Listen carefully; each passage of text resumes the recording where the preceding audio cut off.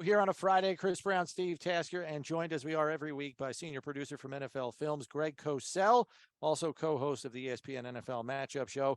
Greg, we've got a lot to talk about after last week's game against the Dolphins, and I want our jumping off point to be this. For the first time in a long time, a lot of different targets getting involved, producing for this passing game for the Bills.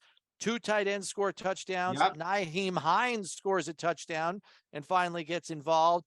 What will that do, do you think, for the passing game going forward when they can diversify it like that? Well, I think that's always a positive, because I think one of the things we spent a lot of time, Brownie, talking about was that Diggs has been the main guy. And if it really hasn't been Diggs, they've had moments where they've struggled a bit. And I think it's really, really important for there to be more to the pass game than just Diggs. I think every team needs more than one guy, obviously, as great as Diggs is. And I'm sure he'd prefer to get 100 yards every week. But I think when you can do what they're doing, I think that's a really positive sign.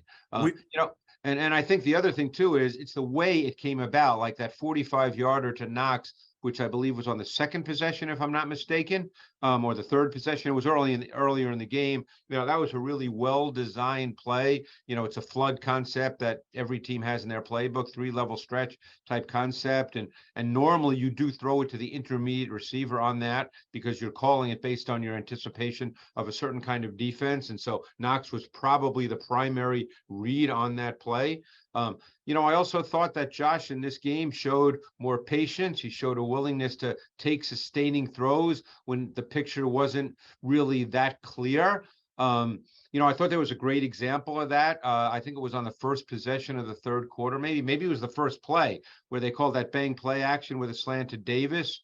Throw was a little muddy, and he checked it down to a Singletary for 9 yards. Those plays matter in games. As great as Josh is with the big play capability, you can't just live on big plays. You have to sustain offense, and there's multiple ways to do that. And we'll get to the run game element here in a moment. Yeah, I was going to ask you, we'll never know how bad or not the arm injury was to Josh over the course of the last 6 weeks. We'll probably never find that out totally.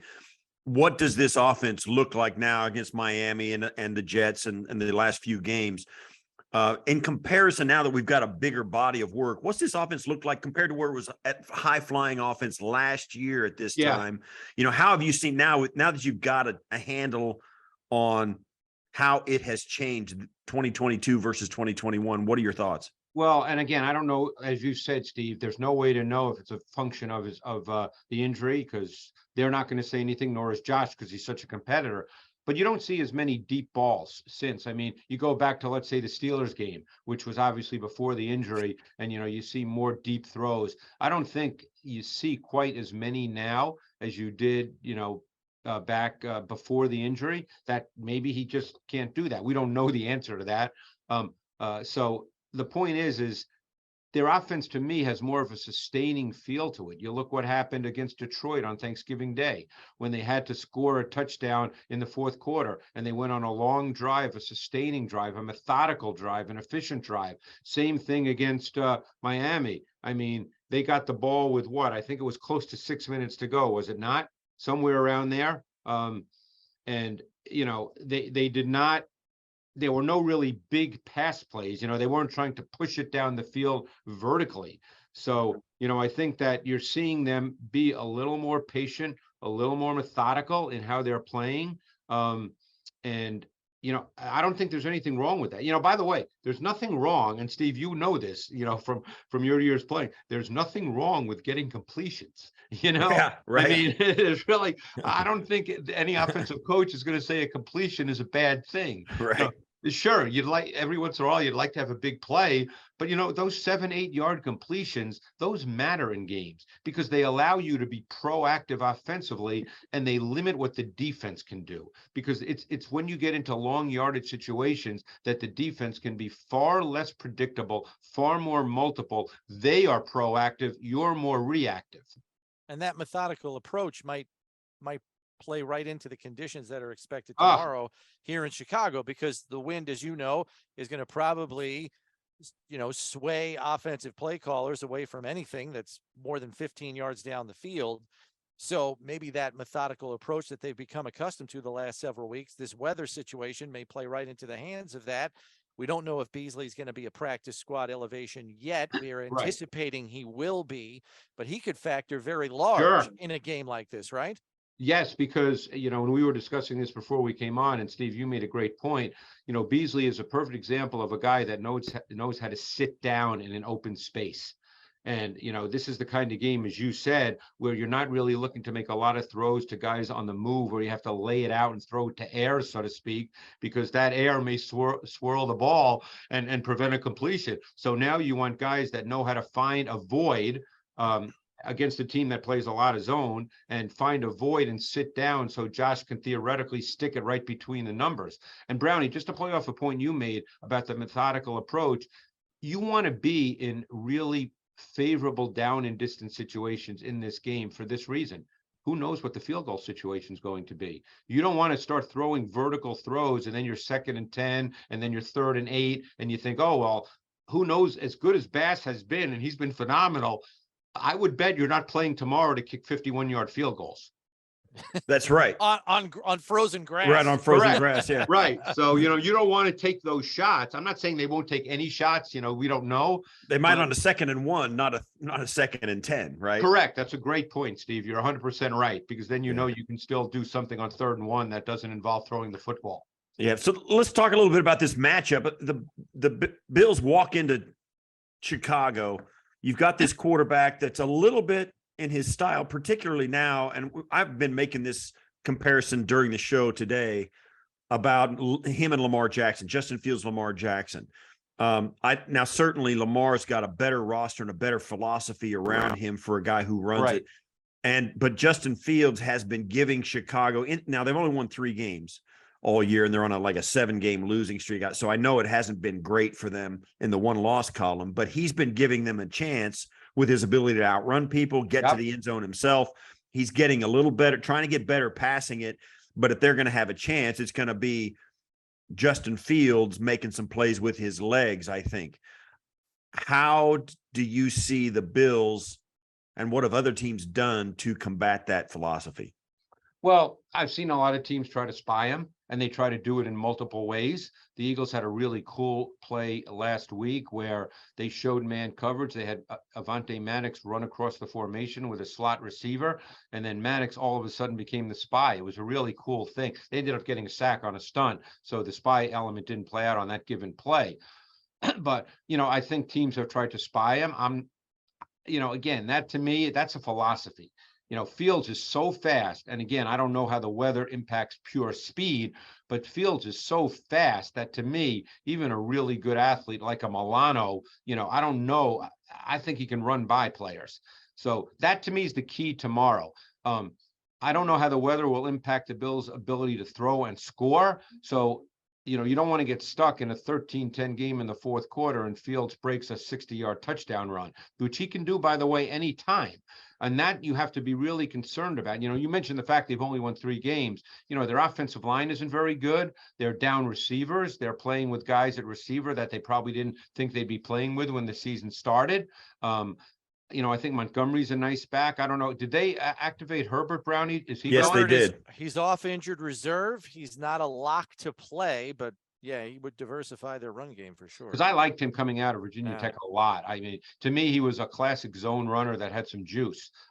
So we'll see if he goes.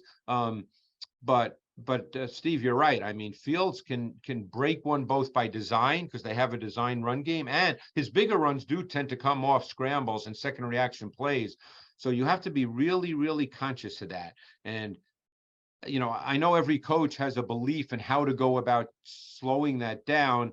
And the spy is a philosophy thing. I don't know what Leslie and Sean feel about that. But as much as I love Matt Milano, and I've been talking to Matt Milano about him for 3 or 4 years before other people started to, based on film, he can't run with Fields. So you're wasting a player to me. That's just my personal belief. So here's the question, though, Greg. So I'm watching some tape of their game against the Packers. I was telling Steve about this earlier in the show, and he comes out to the right side off the snap, and the corner forces him back inside to his help, doesn't give him the corner. Right. and Fields kind of gives him a jab step like he is going to try to beat him to the corner. He freezes the corner and then cuts it up inside and basically outruns every angle that 6 other players have on him. Are you talking about like that 50-yard touchdown run where the slot corner, slot corner blitzed? The slot corner blitzed and took away the outside, and Fields cut it up, but he cut it up like 8 yards behind the line of scrimmage, and still nobody could get an angle on him. Yeah, he outran 6 guys. So what's the technique? What's the defense to do? Right. So I mean, that's my point. So again, I'm not saying you take your ball and go home. I don't think the Bills will do that, but I'm not sure. I think, look, Leslie Frazier has been doing this a long time. He's seen a lot in his day, and Leslie is incredibly smart. But that can happen anytime, and that's the danger of a game like this, particularly if weather prevents you from putting up 25 or 30 or 35.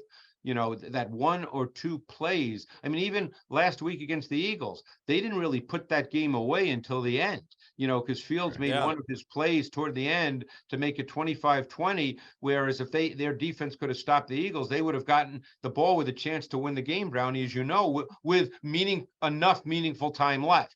So, that's the Fields factor per se, even though there's not a lot of consistency to their pass game, and he has a number of balls that are inaccurate.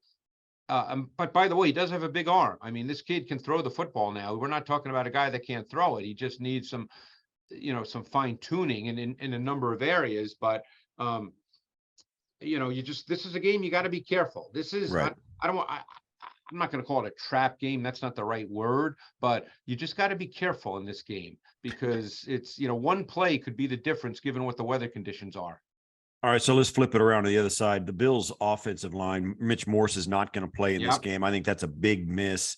I don't know what they'll do. I would anticipate Bates would step in, and then they would do what they had to do to get, either Van Roten in at guard or even Mike Butker may come back in and play guard. He's elevated now to the roster. So, but other than that, it doesn't seem like they are have any injury concerns, except maybe outside of Josh's arm, which he said felt great during the week. So how do you think this offense of the Bills stacks up against the defense of the Bears?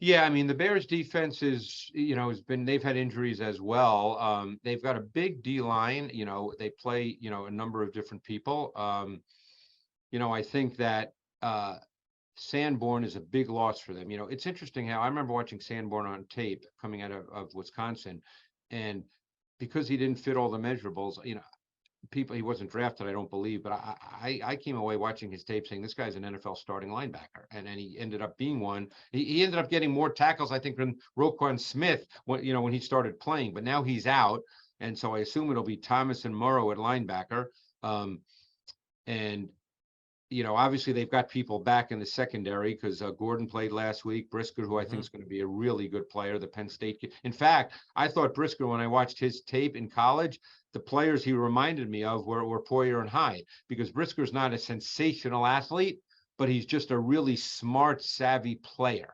And I think he's going to be that kind of player.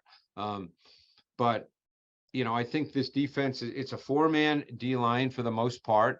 That's their front. They don't really play the 5-man front. They're a 4-man D line front. It's Matt Eberflus. So everybody knows what he does. They play a lot of zone on first and second down. On third down, their cover 1 percentage increases. That has been Eberflus's MO since he was the DC in Indianapolis. So there's not a lot of mystery to what he does. So you kind of know going into the game. So, you made the point, Brownie, about, guys sitting down in zone.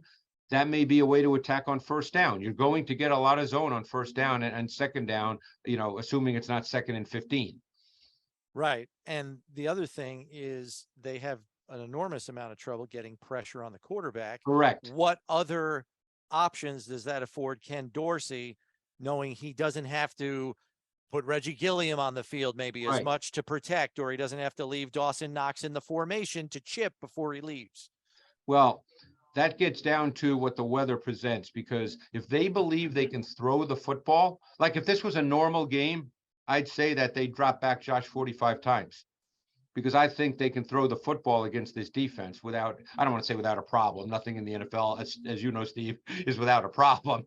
But I would believe that they would think that, hey, we could drop back, that they would believe they could protect well enough. You know, they occasionally have pass protection issues, as they did in the third quarter this past week when Josh was forced to make a lot of second reaction movement. But I think they would believe they could protect well enough that they could attack this defense, knowing what they're going to get coverage wise, and and just with the receivers. So we don't know if that can play out because of the weather until they sort of, it's one thing to talk about the weather as an abstraction until you're on the field before the game. And I'm curious to see who the idiots tomorrow will be that are going to walk out with no shirt on before the game. There's always going to be a few of those guys, right, Brownie? There's always going to be a few of those. We had guys. one last week. It was Jalen Phillips. Jalen Phillips. Yeah, did I it last week.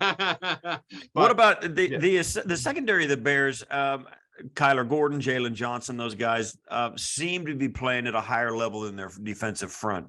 Yeah. Well, Johnson's a good corner. Normally doesn't travel, but has. So he could travel with Diggs. And I think he will, because the other corner they played last week was Jones. Now, Gordon plays in base on the outside, but when they go to nickel, it's been Jones. Now, Vildor was the guy, and I don't know, he may be active this week. If he's active, it could be Vildor at the outside corner with Gordon in the slot. Because Gordon is their slot corner when they play nickel. They do not play dime. Okay. And speaking of corners, Greg, Kyer Elam gets back on the field last week. He platoons with Dane Jackson. I thought he had a really good game. I mean, so did I. He was on his P's and Q's after, not being in the lineup all that much the last few weeks. I thought so too. In this game, knowing his man cover skills and Tre'Davious White's man cover skills, do you think they could play a little more single safety high, knowing the concerns for the Bears run game, and get more people in the box? Well, then your concern is Fields, because if you're going to play man, how are you going to handle Fields? Because again, this is cliched but true, is you don't want people turning their back to the quarterback. So that's a good point. So you have to have some way. It doesn't mean you can't play man, Brownie. There's ways to do that, but you don't want to do that without having some way to respond to Fields, because it would not surprise me.